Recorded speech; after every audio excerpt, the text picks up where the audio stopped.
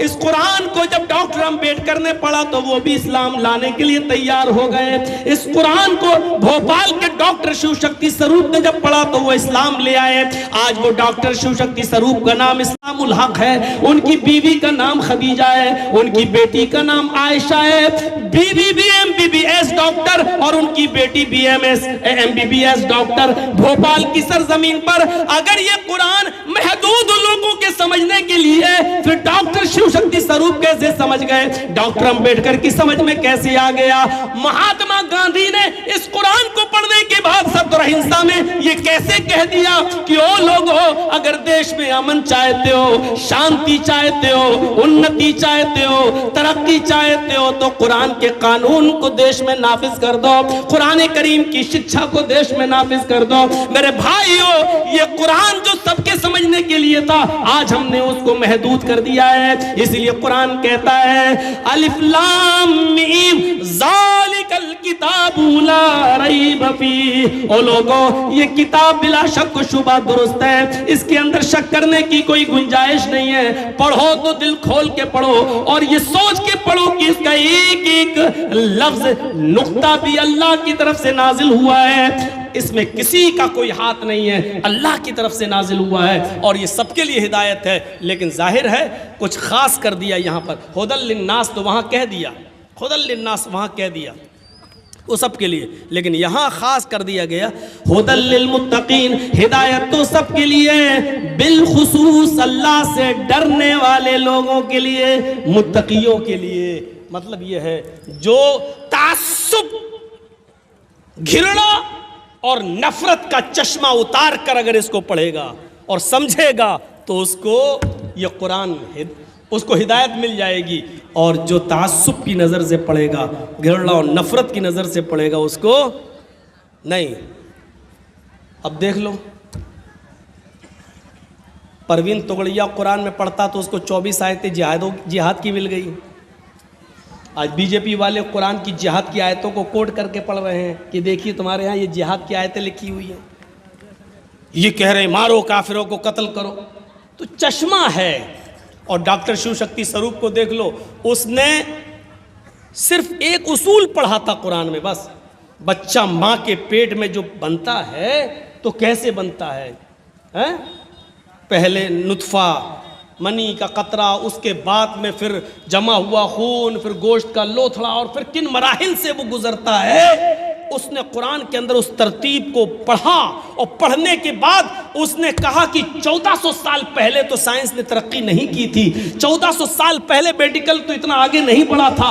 उसने कहा सोनोग्राफी पर मैं देखता हूं बच्चा ऐसे ही बनता है, पहले ये, फिर ये, फिर ये, फिर ये, फिर हड्डी, फिर गोश्त में, फिर हड्डियों में गोश्त पहनाया जाता है। जिन मराहिल से कुरान ने बताया है, फिर वो जीता जागता इंसान और फिर वो बाहर आता है। जिन मराहिल से कुरान ने बताया कि बच्चा बनता है, आज से 1400 साल पहले मुहम्मदुर रसूलुल्लाह को किसने बताया था, जबकि मेडिकल साइंस तरक्की नहीं की थी, जबकि मुहम्मदुर रसूलुल्लाह तो किसी मदरसे में और यूनिवर्सिटी में पढ़े भी नहीं थे। सिर्फ उसने इस बात पर गौर किया और इस्लाम ले आया, ईमान ले आया। उसकी बीवी भी खदीजा बन गई और उसकी बेटी आयशा हो गई। मेरे प्यारे साथियों, तसव्वुर करो, तासुब की चादर उतार कर, ऐनक उतार कर जब पढ़ा तो हिदायत मिल गई।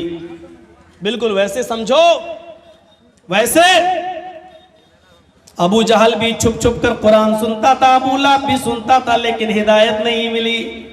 हजरत उमर फारूक ने अपने बहनों ही को जब पीटा और कहा बताओ तुम क्या पढ़ रहे थे, जब कहा कि हम बिल्कुल बदलने वाले नहीं हैं, हाँ आए उमर मैं इस्लाम ला चुकी हूं, मैं कुरान पढ़ रही थी। कुरान के चंद आयतें हजरत उमर फारूक के सामने पढ़ी गई।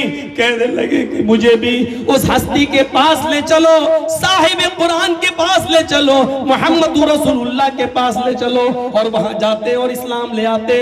मेरे प्यारे साथियों, गौर करो, हजरत उमर ने हिदायत के, तकवे के, हिदायत के ऐनक से पढ़ा था, हिदायत मिल गई। आज भी यही कहा गया, ये कुरान सबके लिए, सारी इंसानियत के लिए हिदायत है, लेकिन बिलखुसूस जो अल्लाह से डरते हैं उनके लिए ज्यादा, अल्लाह से डरने वालों के लिए ज्यादा। क्यों? जब डरेंगे जाहिर जब आप हिदायती के लिए पढ़ेंगे कि इसमें अच्छाई क्या है, बोलेंगे ये होता है ना। बहुत से लोग डॉक्टर जाकिर नाइक के ऊपर तब कितने गैर मुस्लिमों ने उनकी तकरीर नहीं सुनी है, ना उनके स्टेज पर गए हैं, सिर्फ डॉक्टर जाकिर नाइक की ज़िंदगी के बारे में उन्होंने तहकीक करना शुरू कर दी। कुछ लोग तो पीएचडी करने के लिए उन्हीं की ज़िंदगी पर पीएचडी कर रहे हैं कि देखे क्या है, और उनकी ज़िंदगी पर पीएचडी करते करते मुसलमान हो गए। वो हुए थे उनको आतंकवादी साबित करने के लिए कि इनको आतंकवादी हम घोषित कर दें, बताएं कि कितना गलत इंसान था, लेकिन उसकी ज़िंदगी के बारे में पढ़ना शुरू किया तो पढ़ते पढ़ते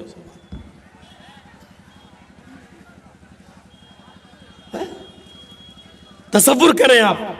तो आप कुरान करीम को सिर्फ इस अकीदे से और इस नीयत से पढ़िए। गैर मुस्लिम भाई तो इस नीयत से पढ़ें कि इसमें देखें क्या अच्छाई, आपको बहुत सी चीजें मिलेंगी। आप पहली चीज की अगर आप देख लें, कुरान खोलिए, पहली आयत क्या मिलेगी आपको? बिस्मिल्लाहिर्रहमानिर्रहीम। ऋग्वेद खोलिए, आपको पहला मंत्र क्या मिलेगा? अग्निमीले। खोलते ही बड़ी बड़ी डिबेटें होती हैं चैनलों पर, हिंदू मुसलमान हिंदू मुसलमान हिंदू मुसलमान। और सुन लो बिहार वालों, ये देश न तो हिंदू हिंदू हिंदू कहने वालों से चलेगा, और न ये देश, आपका ये मुल्क मुसलमान मुसलमान मुसलमान मुसलमान मुसलमान कहकर चलेगा। ये देश हिंदू मुसलमान सिख और ईसाई सबको साथ में लेकर चलेगा। जो चलेगा उससे बनेगा, उससे चलेगा। आज हमारे और हमारे भाइयों के दरमियान कोई फर्क नहीं रह गया है।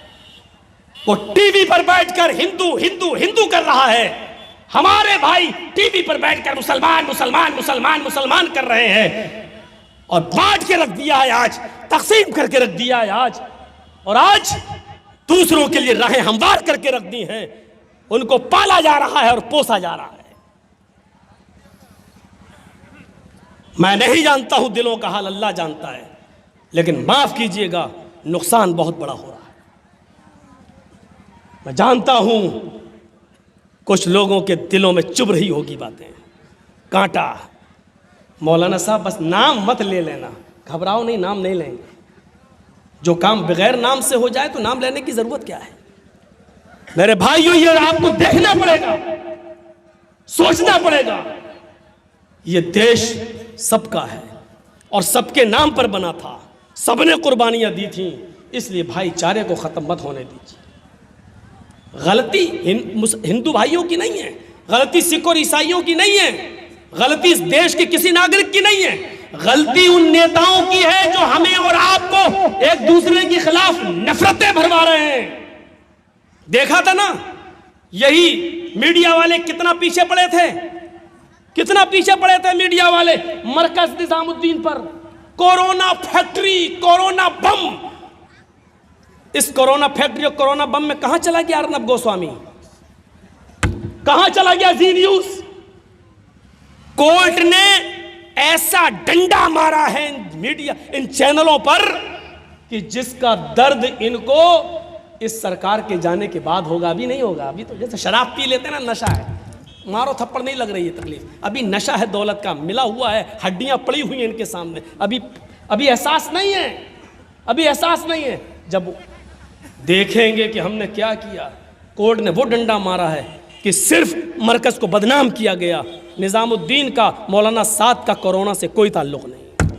वो कोरोना बम, कोरोना आतंक, कोरोना फैलाने की फैक्ट्री, क्या क्या जुमले नहीं बोले गए थे। तो ये कौन कर रहा है? कहां से आ रही है ये नफरतें, कहां से?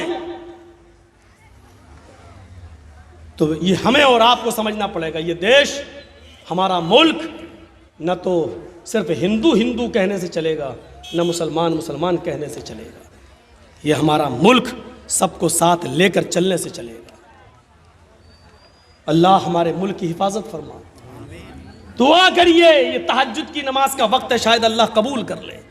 अल्लाह इस मुल्क के अंदर हिंदू मुसलमान सिख यहूदी ईसाई सब हमेशा से मिलकर रहे हैं, मिलकर रहे। अल्लाह उनको इसी तरीके से मिलकर रहने की तौफीक अता फरमा। हमारा भाईचारा अल्लाह बना रहे। और एक ये भी दुआ कर लीजिए, चाहे बद्दुआ कह दीजिए, और जो तोड़ रहा होगा उसको बुरा लगेगा ही। साफ कह दूं, ये बद्दुआ ही समझ लीजिए। आय अल्लाह, जो हमारे इस मुल्क को तोड़ रहा हो और हमारे भारत के टुकड़े टुकड़े करने की कोशिश कर रहा हो, आय अल्लाह तू उसको तबाह बर्बाद कर दे। देखो मिर्चें किसको लगती हैं।